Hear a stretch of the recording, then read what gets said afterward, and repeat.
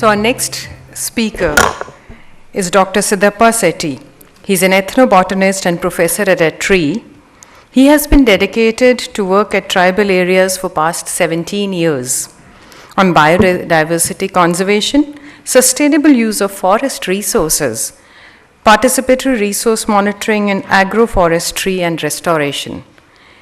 He started working on biodiversity conservation in 1994, and he's also secured a PhD from University of Mysore on sustainable harvest of non-timber forest products in 2004.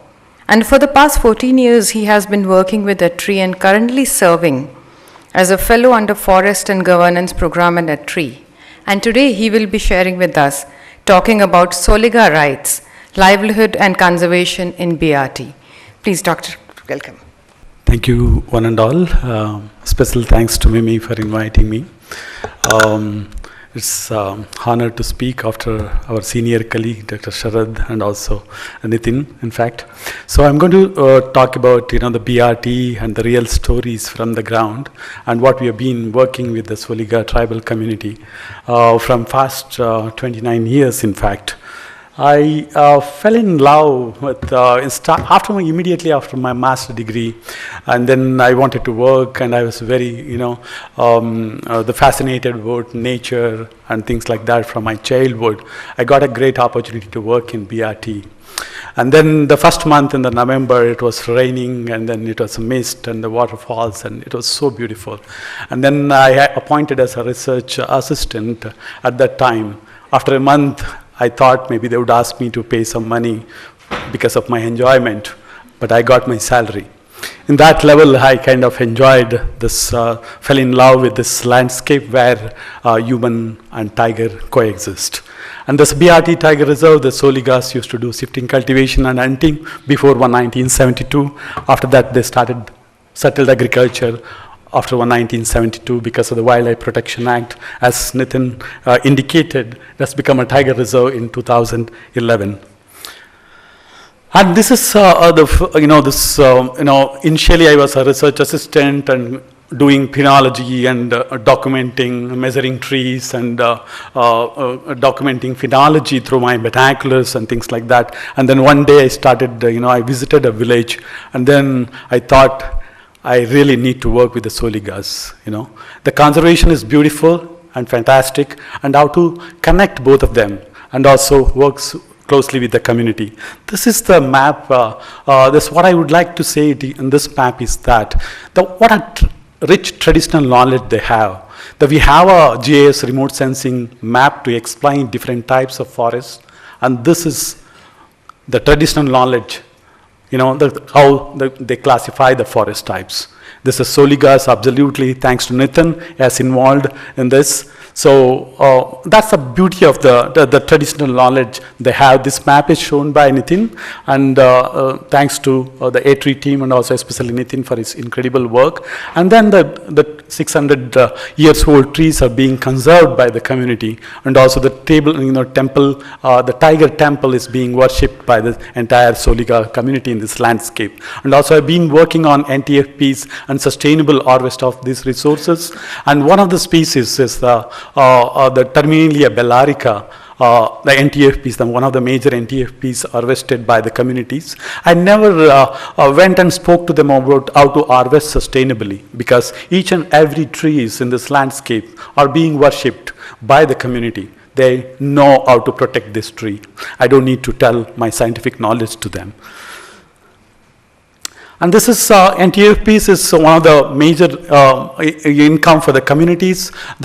Earlier, the 70% of the income was coming from NTFPs, and later 60%, 40%, now 30%. The reason behind this invasive species, the invasive species played a significant role in terms of reducing the population of native species, including gooseberry trees in this landscape, actually. So I will show you that map again. And this is one of the things I've been also involved, as a part of the sustainable harvest of forest resources. I was doing participatory resource monitoring and mapping work with the community and trying to validate their traditional knowledge on forest resources. And then to understand the resource being harvested sustainably or not, you need to understand the stock of the resource available in the forest and level of extraction and regeneration.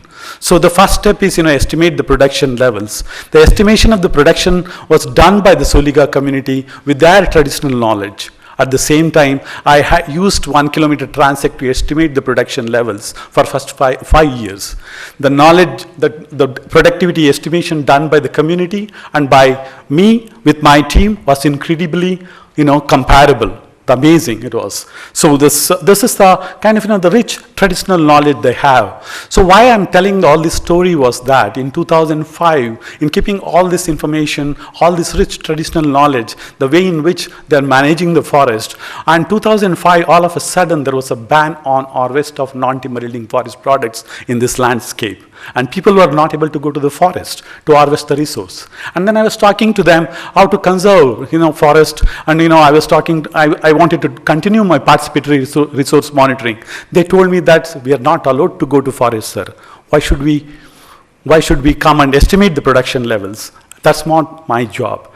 That's the thing was coming from them, that they think that the tenure plays an important role in terms of the ownership plays an important role, to conserve the biodiversity, also enhance the livelihood of the people in this landscape. So that's fortunately 2006, the Forest Right Act came into picture, again thanks to Nitin and everybody in A3. So we put a lot of effort, thanks to Dr. Madhegowda, also one of my colleagues, and BRT is a Soligas working in our team from past 20 years. And the first time in the history of protected areas, 77 Gram Sabhas were able to get community rights. That actually 83 villages, 5,500 families and 21,000 people got benefited out of this. And 2,000 communities were struggling, had a sleepless night because they were worried about the relocation, was able to sleep after this rights.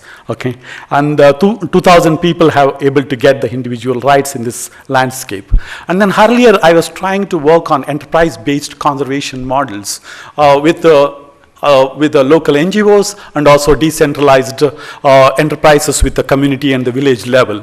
They are not working, because there is no tenure. All of a sudden, everything had to stop because there's no tenure. People are not able to go to the forest. How would they manage their enterprise?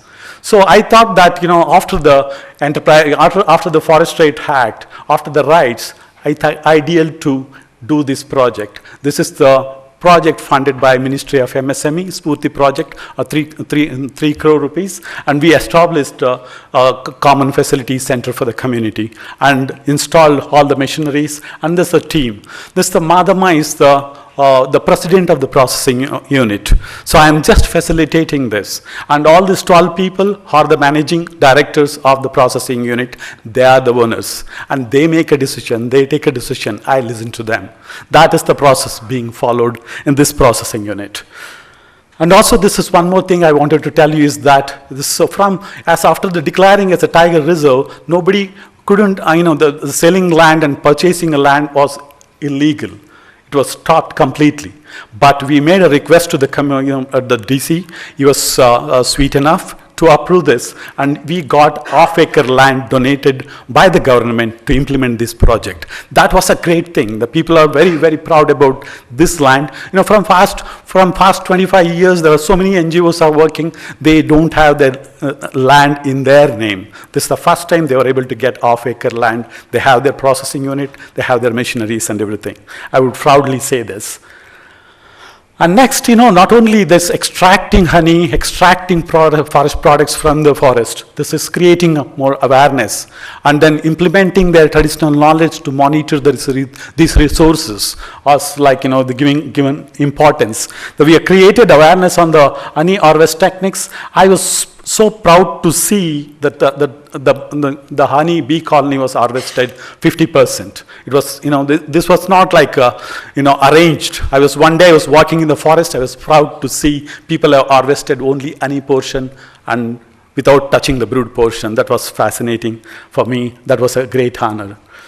And this is from FAST, the outcomes is that 77 Gram Sabhas have received the community rights, 2,000 individual rights being given, and we work with 650 farmers on organic cultivation in this landscape, and also increasing productivity and also managing land organically, because the way in which the land is being managed will have an impact on the resource. And from FAST,